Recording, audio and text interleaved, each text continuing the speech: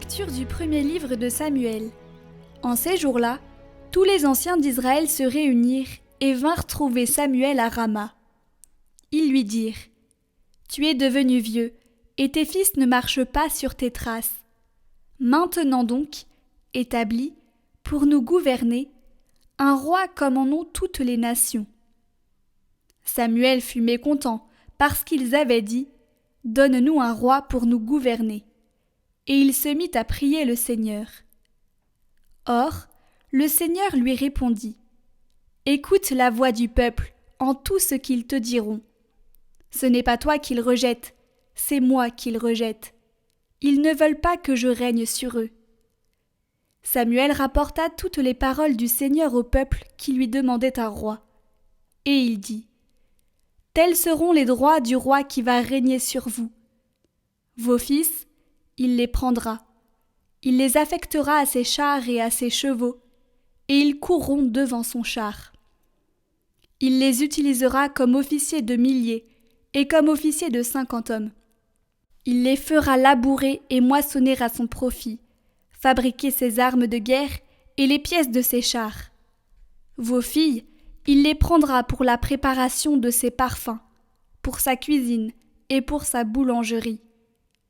Les meilleurs de vos champs, de vos vignes et de vos oliveraies, il les prendra pour les donner à ses serviteurs. Sur vos cultures et vos vignes, il prélèvera la dîme, pour la donner à ses dignitaires et à ses serviteurs. Les meilleurs de vos serviteurs, de vos servantes et de vos jeunes gens, ainsi que vos ânes, il les prendra et les fera travailler pour lui. Sur vos troupeaux, il prélèvera la dîme, et vous-même deviendrez ses esclaves. Ce jour-là, vous pousserez des cris à cause du roi que vous aurez choisi. Mais ce jour-là, le Seigneur ne vous répondra pas. » Le peuple refusa d'écouter Samuel et dit : « Non, il nous faut un roi. Nous serons, nous aussi, comme toutes les nations. Notre roi nous gouvernera, il marchera à notre tête et combattra avec nous. » Samuel écouta toutes les paroles du peuple et les répéta aux oreilles du Seigneur. Et le Seigneur lui dit : « Écoute-les, et qu'un roi règne sur eux. »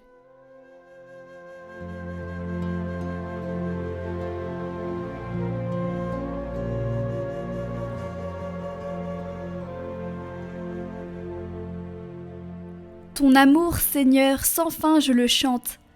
Heureux le peuple qui connaît l'ovation. Seigneur, il marche à la lumière de ta face.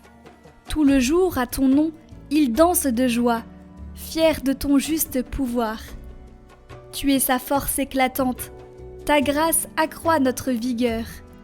Oui, notre roi est au Seigneur, notre bouclier, au Dieu saint d'Israël.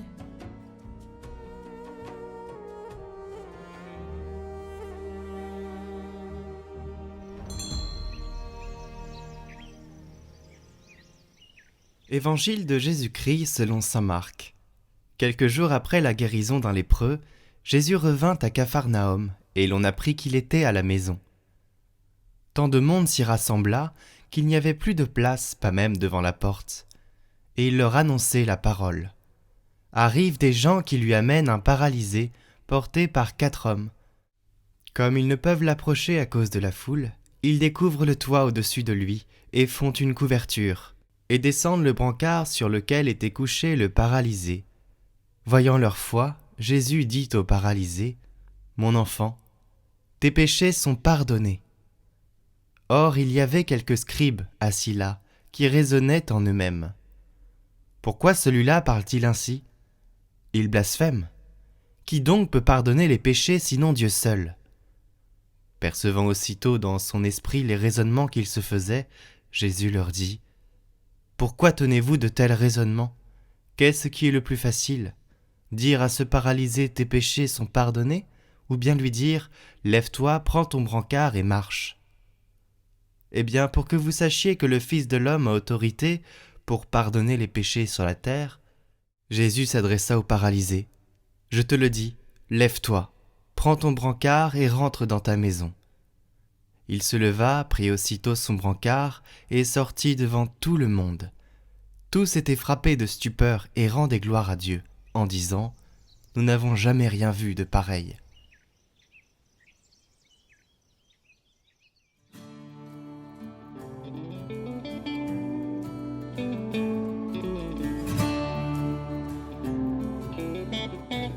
Ces hommes ont pris des risques lorsqu'ils ont percé un trou dans le toit.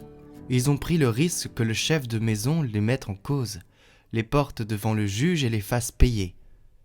Seigneur Jésus, parce que nous avons besoin de quelque chose ou de suivre Jésus en prenant des risques, et cela signifie suivre Jésus avec foi. C'est cela la foi.